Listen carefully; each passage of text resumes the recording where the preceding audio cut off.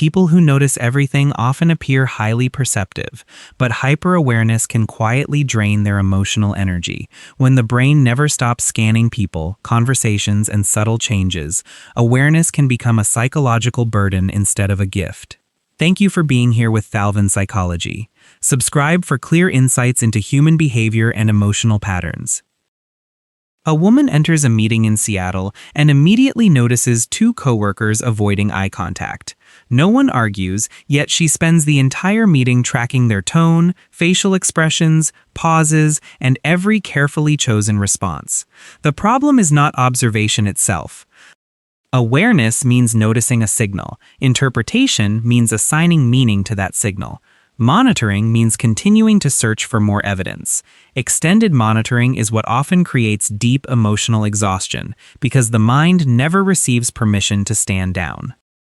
To understand why some people cannot switch off this constant scanning, we first have to examine where such sensitivity comes from. Not every form of deep sensitivity comes from the same psychological source. Some people are naturally more responsive to sounds, emotional atmospheres, subtle expressions, and small inconsistencies. They may process information deeply and notice details that others overlook. For others, reading the environment develops through experience. A man in Ohio remembers listening for a door opening before going downstairs because the sound helped him predict an adult's mood. His coworker is equally observant, yet grew up in a stable home and simply has a sensitive temperament. This distinction matters. Temperamental sensitivity is an inborn tendency. Learned vigilance develops through adaptation. Professional training can sharpen observation, while social experience can improve the ability to detect inconsistency. Deep awareness should not automatically be labeled as trauma. The same behavior can arise from different causes. Whether sensitivity comes from temperament, experience, or training, constant observation often appears first as non-stop analysis in adulthood. Highly aware people do not simply hear what someone says.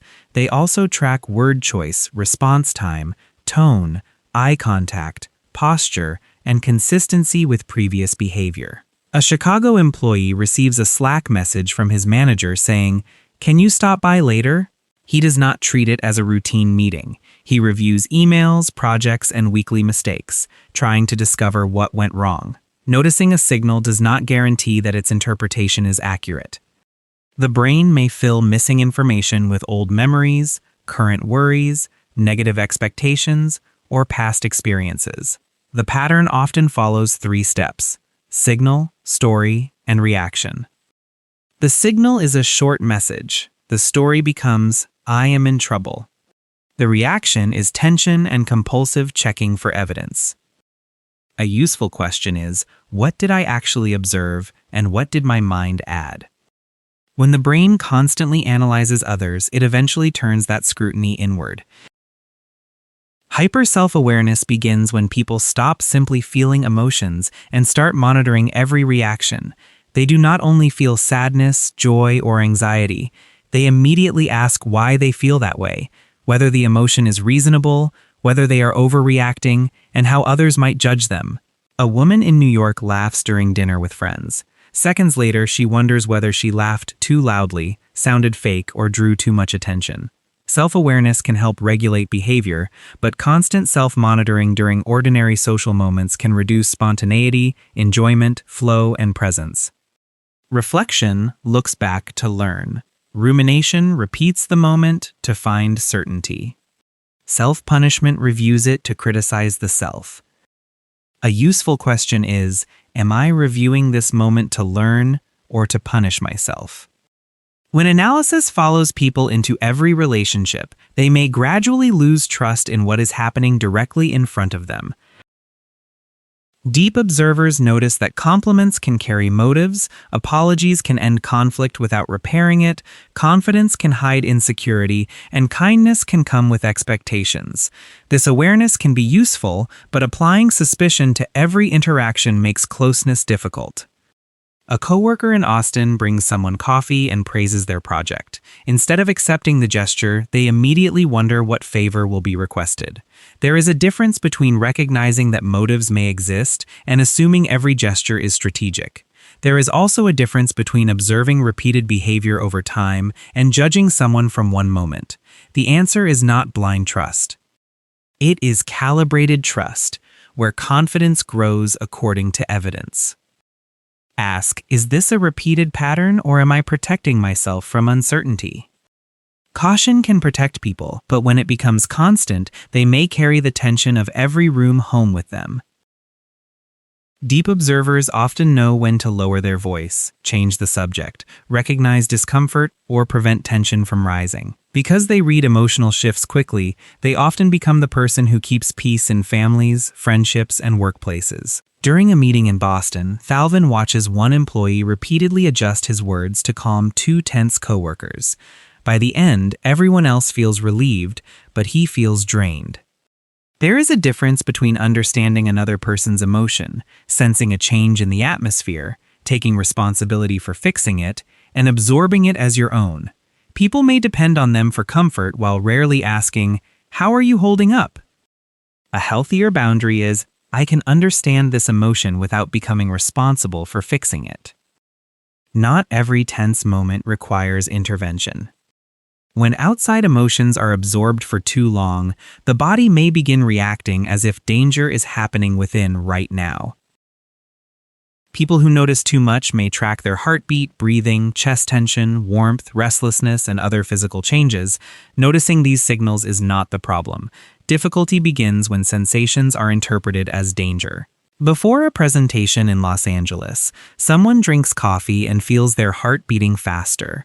They immediately fear losing control, which increases tension and makes the heartbeat feel even stronger. The cycle often follows 4 steps: physical sensation, threat interpretation, stress response, and stronger sensation. A neutral response can interrupt it. Say, my heart is beating faster. Say, my body is activated. Say, this sensation is uncomfortable, but it is not automatically dangerous. The goal is not to deny discomfort, but to reduce catastrophic interpretation. Persistent or severe physical symptoms should be evaluated by a medical professional. When uncertainty feels threatening, the mind tries to regain safety by predicting every possible outcome.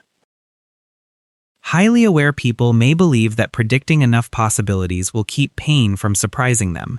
They mentally rehearse how a relationship might end, what could go wrong at work, how others may react, and how they would survive the worst outcome. After a good date in Atlanta, someone does not enjoy the connection. Instead, they imagine the other person losing interest, pulling away, or disappointing them months later.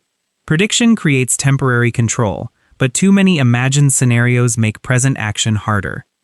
This can lead to analysis paralysis. Preparation addresses a realistic possibility. Prediction addiction creates endless scenarios to reduce uncertainty. A control strategy tries to prevent emotional shock. Presence responds to what is actually happening now. Ask, am I solving a current problem or rehearsing a future that may never happen?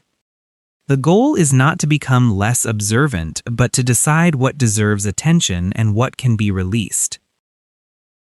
Noticing everything does not mean carrying everything. A healthier approach begins with separating facts from the story the mind creates. The fact may be that someone replied 6 hours later. The story may be that they are losing interest. When a relationship feels safe, asking directly is often more useful than trying to read another person's mind. Awareness also does not require absorption. You can notice that a coworker is tense without treating their emotion as your responsibility to repair. Not every insight requires confrontation, analysis, or becoming someone else's therapist. At dinner in Portland, someone notices that a friend has become unusually quiet. Instead of creating several explanations, they ask gently once and respect the answer. 3 questions can help. What do I actually know? Does this belong to me to handle? Is action needed now? When awareness has boundaries, it does not disappear. It becomes a mature ability that supports connection without turning every signal into a personal burden to carry alone forever. The goal is not to romanticize hyper-awareness or eliminate the ability to notice signals.